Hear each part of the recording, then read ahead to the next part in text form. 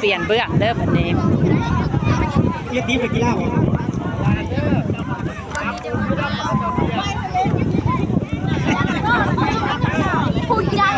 มีการยิงกันเลยครับเป็นจะได้ทั้งสอง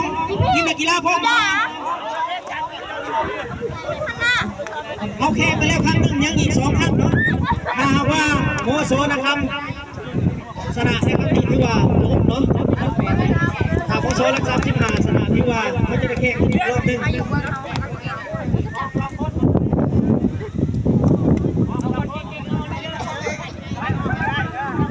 เพื่อนว่าโอ้อีก2ด้วยกันเอาอีกคนนึงเอาผู้ใหญ่สุดออก